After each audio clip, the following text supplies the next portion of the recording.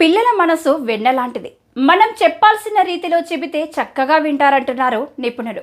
అయితే అందుకు కొన్ని పద్ధతులు ఉన్నాయంటున్నారు. ఆ పద్ధతుల్లోని చెబితే పిల్లలు ఎంచక్కా అమ్మ నాన్న చెప్పిన మాట వింటారంటున్నారు.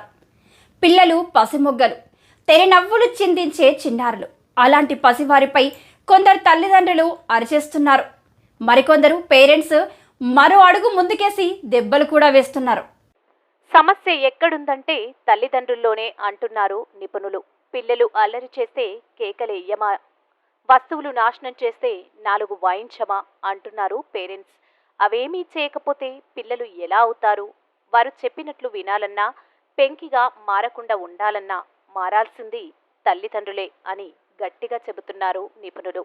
వాళ్ళు అలా మారడానికి కొన్ని సూచనలు చేస్తున్నారు. పిల్లల్ని చదవమని ఒకసారి చెప్పి ఊరుకోరు తల్లిదండ్రులు. చెప్పి చెప్పగానే టక్కున పిల్లలు పుస్తకాలు తీసి కూర్చొని గడగడా చదివేసేయాలి. వాళ్ళేమన్నా టీవీలా రిమోట్తో నొక్కగానే మోగడానికి వాళ్ళు మానసికంగా సిద్ధంగా ఉన్నారా లేదా అనేది గమనించాలి. ఏదైనా పదే పదే చెప్పొద్దు. ఒక పని తర్వాత ఒకటి వెంట వెంటనే దండకంలా చదవకండి. పిల్లలు మీరు చెప్పిన మొత్తం పనుల లిస్టులో ఒక్కటి కూడా ఆచరించరు. అలా కాకుండా ఒక పని చెప్పాక అది పూర్తయ్యాకే మరొకటి చెప్పాలి.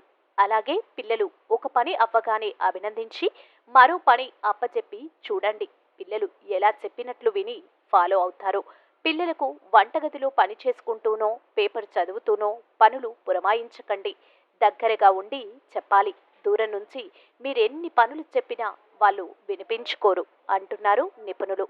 అదే దగ్గరగా ఉన్నప్పుడు వాళ్లకు అర్థమయ్యేలా చెబితే ఆ పనిని చకచకా చేసేస్తారు. అది హోంవర్క్ అయినా బ్రష్ చేయడమైనా.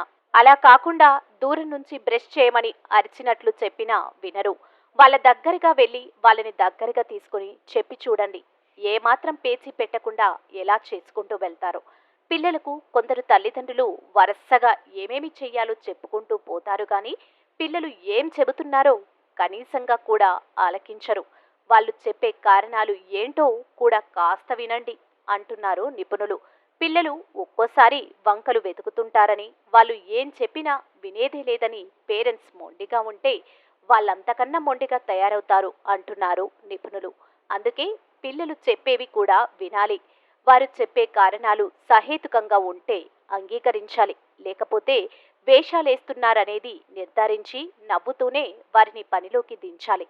కొందరు తల్లిదండ్రులు ఆజ్ఞలు జారీ చేస్తారు. ఆ బ్రౌన్ కలర్ ఫ్రాక్ వేసుకో అంటూ హుకుం చేస్తారు. అమ్మా, నాకు పింక్ కలర్ మిడ్డీ ఉందే, అది వేసుకుంటా అని చెబితే ఆలకించండి. అదీ కాకపోతే 2 కలర్స్ అక్కడ పెట్టి అందులో తనకు నచ్చింది వేసుకోమని చెప్పండి. వాళ్ళకో చాయిస్ ఇచ్చామనేది తెలుసుకొని సంబరపడిపోతారు. అంతేగాని రూడ్లీగా చెప్పొద్దంటున్నారు నిపుణులు. బుల్లి మెదళ్లకు ఒక్కసారి చెప్పగానే అర్థం కావు. అలాగే విన్నా విననట్లు నటిస్తున్నారంటే అది వాళ్ళకి అంగీకారం కాదని అర్థం చేసుకోవాలి. ఏమైనా చెప్పాలి అనేది నిపుణుల మాట.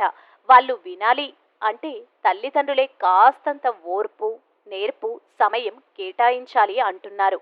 అలా కాకుండా మన దారిన మనం చెప్పుకుంటూ వెళ్తే వాళ్ళు ససేమేరా అనడమే. అందుకే పిల్లల్ని సుతిమెత్తగా సుతారంగానే చెప్పి నేర్పుగా పనులు చేయించాలి. మరి అలా చేయడానికి తల్లిదండ్రులు మారాల్సిందే మరి.